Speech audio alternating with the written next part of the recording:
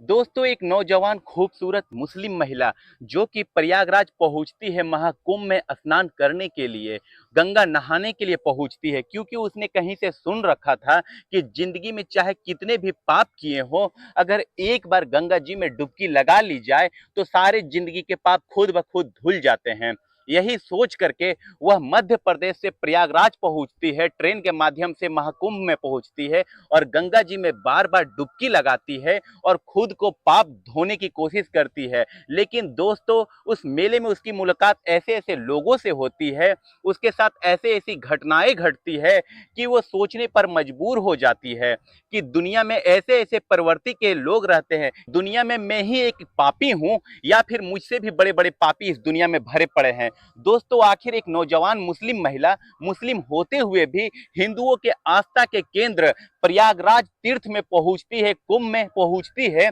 और फिर वह गंगा जी में क्यों डुबकी लगा रही होती है। दोस्तों, एक बहुत ही शानदार कहानी है। आइए जानते हैं पूरी कहानी इस वीडियो के माध्यम से। वीडियो में आगे बढ़ने से पहले बस आपसे रिक्वेस्ट है कि वीडियो को लाइक कर दीजिए और चैनल को सब्सक्राइब कर लीजिए ताकि मेरा हौसला बढ़ता रहे। दोस्तों, उस महिला का नाम सकीना होता है। 27-28 साल उसकी उम्र हो रही होती है। मध्य प्रदेश के जबलपुर से चल करके उत्तर प्रदेश के प्रयागराज कुंभ में पहुंचती है। वहां पर वह भीड़ में जा करके घुल मिल जाती है और फिर उनके ही पीछे पीछे वह महाकुंभ के मेले तक पहुंच जाती है। वहां पर पहुंचने के बाद चूंकि वह अकेले होती है, अपने घर से चुपके से आ रही होती है, क्योंकि दोस्तों वह एक मुस्लिम महिला होती है, किससे कहती कि वह उसे महाकुंभ जाना है और इसीलिए वह अकेले ही मध्य प्रदेश से चल करके उत्तर प्रदेश आ जाती है। और फिर उसके ही बाद गंगा स्नान के लिए वो एक जगह अपने कपड़े को निर्धारित करके रखती है और गंगा की तरफ बढ़ती है। और फिर जैसे ही गंगा की तरफ जाती है तो गंगा जी में नहाने के बाद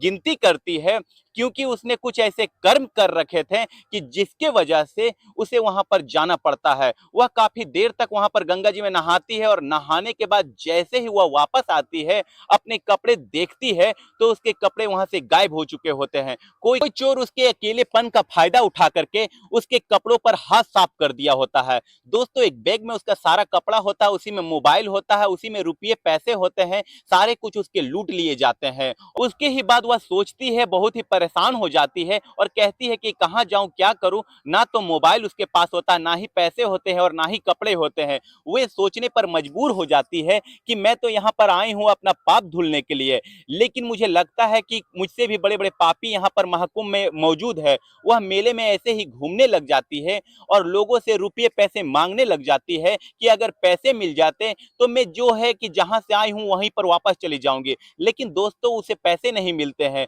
उसके बाद वह थक हार करके महिलाओं से कपड़े भी मांगती है कि एक ही सेट मुझे आप कपड़े दे दो, मैं पहन लूं और उसके बाद मैं अपने भीगे हुए कपड़े को बदल लूं। लेकिन दोस्तों, कोई महिला उसकी मदद नहीं करती है। ऊपर से महिलाएं ये भी कहती है कि भीख मांगने का यह एक अलग तरीका है। अब तक तो लोग रुपये पैसे मांग रहे होते हैं, अब यह कपड़े मांग रही होती है। दोस्तों, उसका दिल जो होता है, आत्मा जो होता है, वह पूरी तरीके से दुखी हो जाता है। उसके बाद वैसे ही वह घूम रही होती है, तभी उस पर एक व्यक्ति की नजर पड़ती है। करीब 35 साल के उस व्यक्ति का नाम राजन होता है। राजन उसको देखता है और बड़ा ही हैरान हो जाता है कि यहाँ से जो घाट है वह 1 किलोमीटर की दूरी पर है और वहां से यह भीगे हुए कपड़ों में यहाँ पर एक महिला कैसे घूम रही है। वह जाता है कि जरूर इसके साथ कुछ ना कुछ गड़बड़ हुआ है। वो उसके पास आखिरकार पहुंचता है और फिर उसे उसकी समस्या पूछता है और उसकी नाम पूछता है। वैसे तो उसका नाम सकीना होता है, लेकिन उसने अपना नाम बदल करके सीमा रख लिया होता है और उसने अपना नाम बताया और आखिरकार उसके साथ जो घटनाएं हुई होती है उसके बारे में वे बताती है और कहने लगी कि मैं बहुत ही ज्यादा परेशान हूँ,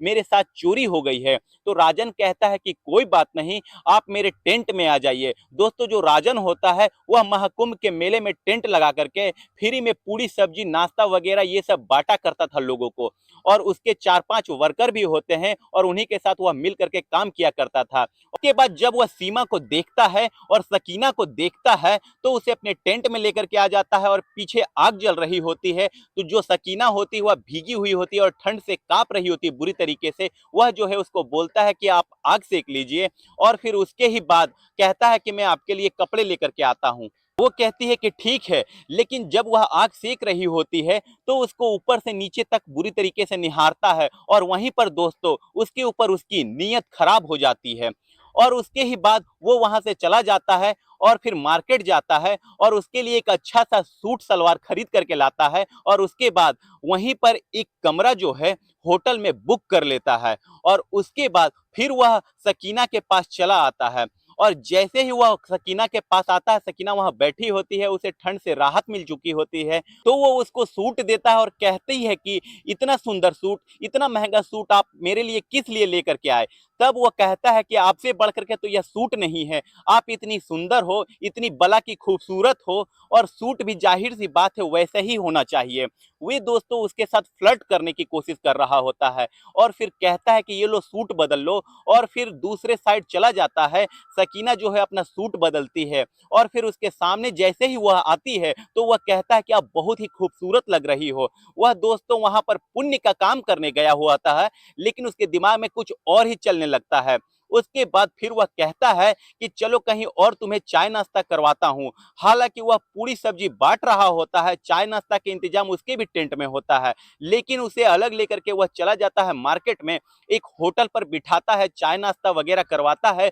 और फिर उसे खुद नाश्ता खुद भी करता है। उसके बाद फिर वह उसे लेकर के मेला घूमने चला जाता है, जहां पर मेला घूमता है, झूला झूलता है, नौका विहार का यात्रा करता है। और फिर उसके बाद जो उसके वर्कर होते हैं वो फोन करते हैं कि साहब आप कहां पर हो, और यहाँ पर जरूरत है, आपकी प्रसाद तैयार हो गया है, लोगों में वितरण करना है, आप अपने हाथों से बांटिए। तो वो कहता है कि मैं बांटू या तुम लोग बांटो, एक ही बात है। तो वर्कर होते हैं वह एक दूसरे से कहने लगता है कि भाई, कि राजन साहब जो यहाँ पर जितना पुण्य का काम कर रहे हैं, आज लगता है कि सब कुछ भूल गए हैं, और बात नहीं, हमें जो करने के लिए कहा गया है हमको करना चाहिए। अब वह सोच रहे होते दोस्तों, उनका भी सोचना गलत नहीं होता है। राजन के दिमाग में ठीक वही चल रहा होता है कि जैसे ही रात हो, जैसे ही शाम हो, तो इसको लेकर के मैं होटल में चला जाऊं और फिर उसके बाद जो है, जो उसके मन में चल रहा होता है वो कर लूं। अब दोस्तों यही सब करते हुए वो जो राजन होता है वह सकीना के हाथों में हाथ डाल करके, क्योंकि उसके लिए सीमा होती है, और फिर उसके हाथों में हाथ डाल करके वह मेला घूमता है और फिर उसके बाद वह शाम होने का इंतजार कर रहा होता है। अब जैसे ही शाम होती है, सकीना ने उससे कहा कि आप कहाँ रहते हैं, तब वह कहता है कि मैं तो रात को होटल में ही रहता हूं, क्योंकि दिन भर में इधर उधर भंडारे वगैरह करता हूं, थक जाता हूं और रात को मुझे आराम की जरूरत होती है, और वैसे भी 1.5 महीना यहाँ पर रहना है तो अपना सेहत भी तो देखना होगा, इसीलिए मैं रात को होटल में ही रुकता हूं, और फिर क्यों ना आज तुम मेरे साथ होटल में ही रुको। तो वो कहती है कि मैं आपके साथ होटल में कैसे रुक सकती हूँ। तो राजन कहता है कि एक बार रुक करके तो मेरे साथ होटल में रुक करके देखो, होटल का कमरा तो देखो, आप देखते ही कहोगे कि होटल स्वर्ग है, कभी तुमने ऐसा होटल देखा भी नहीं होगा। अब जो दोस्तों जो सकीना होती है वह मन ही मन बहुत मुस्कुराने लग जाती है और सोचती है कि ये सोच रहा है कि मुझे आम लड़की समझ रहा है, लेकिन अब इसको क्या पता कि मेरी जो रातें होती है वह होटलों में ही तो गुजरती है।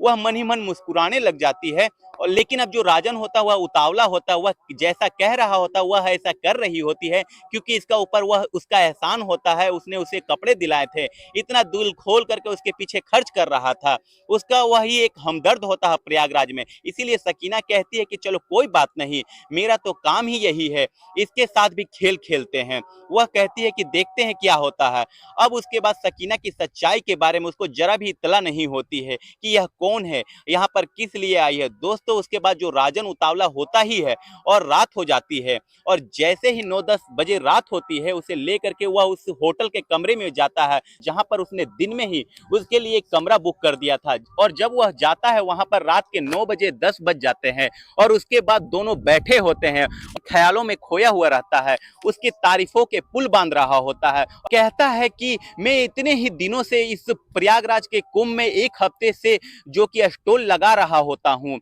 लोगों को भंडारे वितरण कर रहा होता हूँ, पर परोपकार का उपकार कर रहा हूं, लेकिन मैंने तुमसे सुंदर बला की खूबसूरत महिला नहीं देखी, तुमसे खूबसूरत लड़की नहीं देखी। वे मुस्कुराने लगती है और फिर कहती है कि कोई बात नहीं, ये तो ऊपर वाले की कृपा है, लेकिन आप मेरे पीछे कुछ ज्यादा ही परेशान हो गए, आपने अपना काम छोड़ दिया, इतना कुछ किया, मैं आपका एहसान कभी नहीं भूलूंगी। राजन कहता है कि मेरा काम ही है परोपकार करना, यहाँ पर मैं वही तो करने आया हूँ और आपके साथ भी तो वही कर रहा हूँ। उसके बाद उसका हाथ पकड़ लेता है और और फिर कहता है कि मैं तुमसे प्यार करने लगा हूँ, सच बताऊं तो मैं तुम्हें चाहने लगा हूँ। और जैसे ही सकीना यह बात सुनती है तो वे कहती है कि आप ये क्या कह रहे हैं, आप ऐसा क्यों कह रहे हैं, आप यहाँ पर धर्म का काम करने के लिए आए हैं, पुण्य का काम करने के लिए आए हैं, अभी तो आप मुझे जानते ही नहीं, मैं कौन हूँ, क्या हूँ, कहाँ से आई हूँ, लेकिन आप मुझसे इस तरीके की बात कर रहे हैं। तो राजन कहता है, जी आप कोई भी हो, मैं आपके बिना रह नहीं पाऊंगा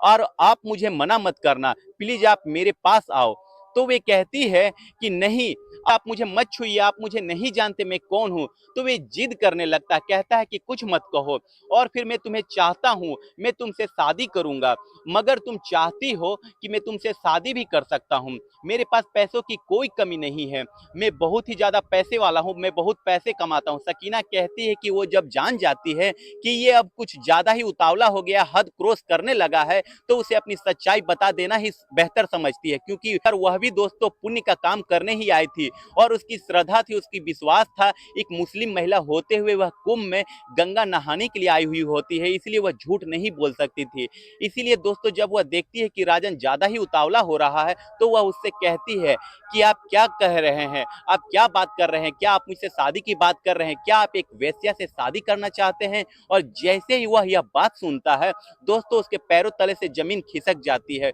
और कहता है कि क्या बात कर रही हो तुम। वे कहती है कि हाँ मैं वेश्या हूँ और फिर पिछले 10 सालों से मैं यही काम कर रही हूँ, मेरी मजबूरी है, और आखिरकार मैं कुंभ में इसीलिए आई हूँ कि गंगा जी में मैं डुबकी लगा करके स्नान करके अपने पापों को धो सकूं। मेरे साथ क्या क्या हुआ है, मैं क्या करती हूँ और आपको क्या पता है, लेकिन मैंने अपनी जिंदगी में बहुत ज्यादा झूठ बोली हूँ। मैं अपने परिवार वालों से हमेशा ये झूठ बोलती रही कि मैं मुंबई में काम करती हूँ और फिर एक कंपनी में काम करती हूँ, लेकिन असल में मैं एक वेश्या हूँ, मैं यही काम करती हूँ। उसके बाद फिर से सकीना कहती है जो कि और आप मुझे जो सीमा समझ रहे हैं, बल्कि मैं सीमा नहीं हूं, बल्कि मेरा नाम सकीना होता है, मुझे माफ कर दो, मैंने आपके साथ बहुत ही ज्यादा धोखा किया है। मैं आपके महाकुंभ जैसे पवित्र स्थल पर आई हूं और फिर स्नान करने के लिए आई हूं, गंगा स्नान करने के लिए आई हूं, और इसीलिए यहाँ पर मैं आपसे चाहती तो झूठ भी बोल लेती, लेकिन मेरा आत्मा कह रहा है कि मैं आपसे झूठ ना बोलूं, और फिर आपने मेरे लिए इतना कुछ किया है और मैं ऐसी जगह पर आई हूं इसलिए मैं झूठ नहीं बोल सकती, तो मेरा नाम सकीना होता है। अब यह दोस्तों सुन करके राजन और भी हैरान हो जाता है और कहता है कि तुम एक मुस्लिम हो और फिर तुम कुंभ में किस लिए आई हो। तो वे आखिरकार कहती है सकीना कि मैंने सुना था कि गंगा जी किसी के साथ भेदभाव नहीं करती है और किसी भी समुदाय का हो, जो लोग भी डुबकी लगा लेते हैं उसका ही उद्धार हो जाता है, और इसीलिए मैं यहाँ पर आई हूँ और आपके नजर में यह गलत है तो मैं आपसे माफी चाहती हूँ। और राजन कहता है कि कोई गलत नहीं है, मुझे पूरा यकीन है कि तुम्हारा भी उद्धार होगा, लेकिन ये समझ में नहीं आता कि तुम ये काम क्यों कर रही थी, क्या मजबूरी थी। तो वे कहती है कि मैं बहुत ही गरीब परिवार से होती हूँ, मेरी 5 बहनें होती है, तो मैंने अपने परिवार के लिए ये सब कुछ किया होता है, बहुत ही गरीबी होती है, मैं बम्बई चली जाती हूँ और वहाँ पर मैं एक बार के अंदर काम कर रही होती हूँ, परिवार की आर्थिक स्थिति खराब होती है क्योंकि मैं बार डांसर बन चुकी होती हूँ और रात भर में डांस करती थी, मुझे 500 रुपये दिन के मिलते थे। और फिर वहीं पर जो लड़कियां और भी होती है जो कि 1 घंटे आधे घंटे में ही 1000 2000 5000 कमा लेती थी, और क्योंकि वह कुछ और काम करते थे मजबूरन मुझे भी वही काम करना पड़ा। घर की माली स्थिति ठीक नहीं होती है। एक बार जब यह काम शुरू हुआ और मैं पिछले 10 सालों से यही काम कर रही हूँ, मैंने बहुत कष्ट सहे, बहुत यातनाएं सही, लेकिन मुझे खुशी है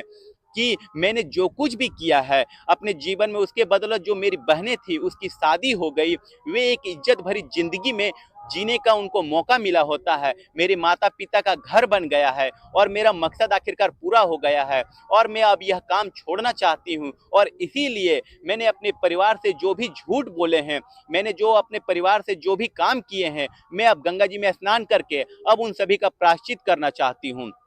तो इसीलिए आप मुझे मत छुइए, मैं आपके समुदाय की नहीं हूँ, अगर आप मुझे छुएंगे तो आपका जो धर्म है वह नष्ट हो जाएगा और आप यहाँ पर जो पुण्य का काम करने के लिए आए हैं वह सब मिट्टी में मिल जाएगी। दोस्तों सकीना की बात सुनते ही राजन की आंखों में आंसू आ जाते हैं और फिर वह कहता है कि सकीना तुम तो बहुत ही महान व्यक्ति हो, तुच्छ तो मैं हूँ, मैंने बहुत गलत काम किए हैं, मैं एक ठेकेदार हूँ और फिर मैं बहुत बड़ा बेईमान हूँ, मैंने जिंदगी में बहुत ही बेईमानी किए हैं और फिर उसी का प्रायश्चित करने के लिए मैं भी यहाँ पर कुंभ में अपने वर्करों के साथ, अपने लेबरों के साथ अपना स्टॉल लगा रखा हूँ और कि मैं 1 महीने तक स्टॉल लगा करके कि लोगों को फ्री में भोजन करवाऊंगा और फिर उनका आशीर्वाद लूंगा और उनसे दुआएं लूंगा। तो मेरे सामने तो कोई मजबूरी नहीं थी, मैंने अपने ऐसो आराम के लिए ये सब कुछ किया है, लेकिन तुमने तो मजबूरी में जो कुछ भी किया किया। लेकिन हमारे और तुम्हारे बीच में बहुत ज्यादा फर्क है, तुम्हारे त्याग और तपस्या के आगे तो मैं कुछ भी नहीं हूँ। लेकिन मैं तुमसे वादा करता हूँ कि जैसे तुमने कसम खाया है कि तुम गलत काम नहीं करोगी, आज से मैं भी यह कसम एक खाता हूँ कि मैं भी अपनी ईमानदारी से काम किया करूंगा। मेरा प्रायश्चित इसी में होगा कि मैं तुम्हारी ही जैसे किसी लड़की से शादी करूं, लेकिन अगर तुम्हें मंजूर है तो फिर मैं तुमसे शादी करने के लिए तैयार हूं और मैं वादा करता हूं भी तुम्हें किसी चीज के लिए ताना नहीं मारूंगा। बस इतना ही सुनते ही जो सकीना होती है वह राजन के गले लग जाती है और फूट फूट करके रोने लग जाती है। और उसके बाद दोस्तों उस रात को वह होटल में एक पति पत्नी की तरह ही गुजार देते हैं और उसके बाद अगले दिन फिर जाते हैं और गंगा जी में स्नान करते हैं। और फिर दोस्तों आज भी उसी स्टॉल पर वे दोनों एक पति पत्नी के रूप में लोगों का वैसे ही लंगर चला रहे हैं, सेवा दे रहे हैं, उनको भंडारे खिला रहे हैं और फिर उनका आशीर्वाद जो है हासिल कर रहे हैं। दोस्तों तो मैं उन लोगों के लिए प्रार्थना करता हूं गंगा मैया से कि वे दोनों हमेशा ही खुशी रहें। लेकिन आप कमेंट करके जरूर बताएं क्या जो राजन और सकीना वहां पर कर रहे हैं क्या वह गलत है या सही। आप कमेंट करके जरूर अपनी प्रतिक्रिया हमसे साझा करें। दोस्तों अगर वीडियो अच्छी लगी हो तो चैनल को लाइक शेयर सब्सक्राइब करना ना भूलें। मिलते हैं अगली किसी नई वीडियो में, तब तक के लिए जय हिंद जय भारत।